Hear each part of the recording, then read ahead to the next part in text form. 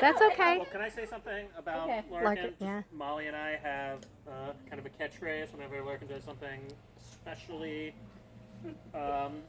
cute or interesting or smart. We say, "How much would Marty love her?" Oh, Yes. so Yes. true. Very true. So Something true. Molly like. Anyways, go ahead, man. It's 100%, and that was in Oh, don't cry. Don't cry. It's okay.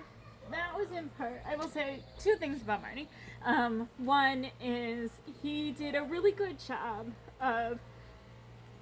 You all know that his parents or his dad died when he was 15, and none of us knew his dad.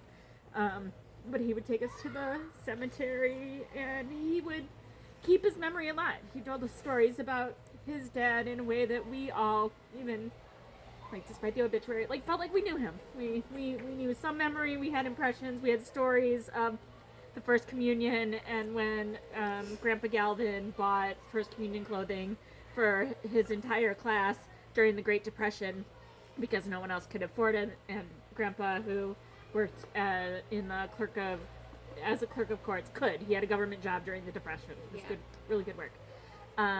And so some of my best memories of Dad are the absolute mundane, not the zingers. He had zingers, and but it was really riding in the car, long, boring car rides to Toledo to run errands to get us out of the house, probably to separate us all from fighting, and be away from Danny and just create some distance, and going to the cigar shop that later became and getting candy when he got that, and going to hitting up a wake in Toledo because he always read the obituaries every morning and felt like he had a wake or a cemetery or a funeral home to go to all the time. And so just learning, history and characters and the context for politics and politics today, and Frank Sinatra and Bing Crosby, and just a real layered, multi-generational history that I have in my head because of him. And I'm so glad. He'd be so happy we're all here. Yes. And this party's because of Marty, just because, he was fallible, he was a mess, he had not a penny to rub together with a nickel or whatever, but he gave said love. that and made that Yeah. apparent, and he didn't make you feel embarrassed about it. He was like, people are supposed to be fallible. Yeah. That was important. Yes. And so now and again, when the AIs are taking over, I always remind us all that we are human. And it is the human that we get all of our stories from. Yes. So Can I, before you go, Sullivan, I have to interject one other thing, because I have to admit that Dad and I had a lot of really deep conversations about many things, even when he was worried about Beth becoming sexually active. Thanks, Judy. she did eventually, by the way. Honestly, because Dad was like, in my age, that was right around the time when HIV was becoming prevalent and everything, and Dad was very concerned. He goes, with like people that are at Beth's age and everything, they have all these other things that they're dealing with. I mean, that was Dad. Yeah. He always said that he hopes, he does what he can, and so by the time we all turn 18, we're adults and we know enough to take care of ourselves and be able to be independent on ourselves. Another long conversation that Dad and I had. Now, my memory of Dad is, putting on the big overcoat, the hat, and heading up to Toledo to go to work. My memory of Dad with you guys is walking around going, where's my list of things? Yeah. Written on the back of an envelope. Yes. Chris going off to work. Yeah. Now, Dad still worked, but Dad had the privilege, from his perspective, he had the privilege of being with you guys and seeing you guys grow up. And he said, I missed out on so much with all of you guys growing up because I was busy being the breadwinner. I wasn't there to see everything you guys were doing, whereas he was really engaged with you guys and you guys growing up.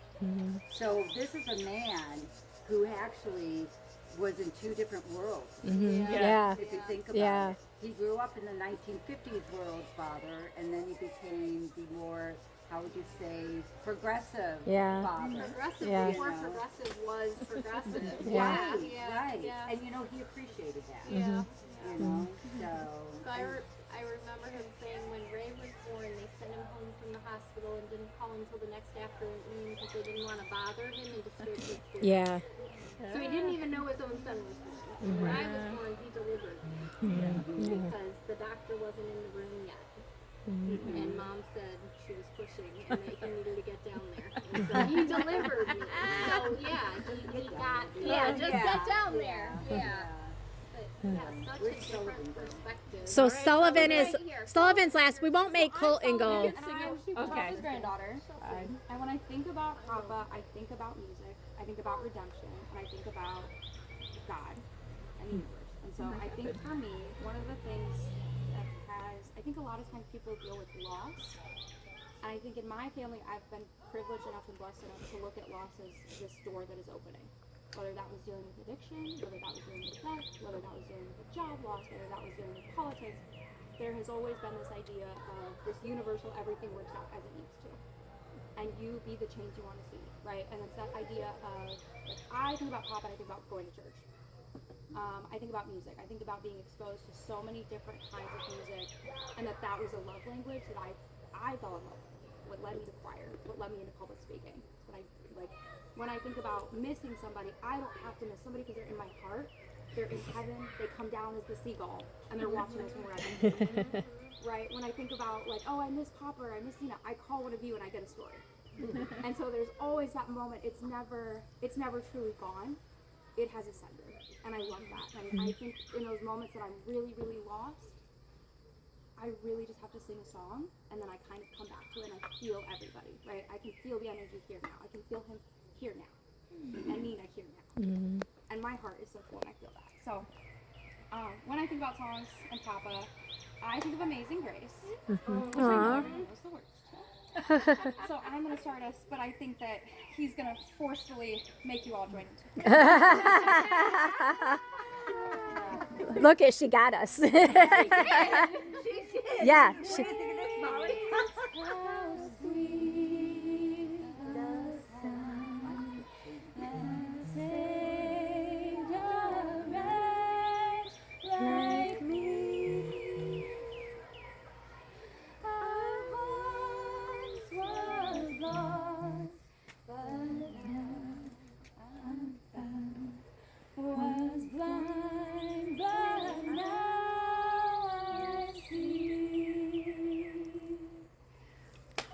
Yay!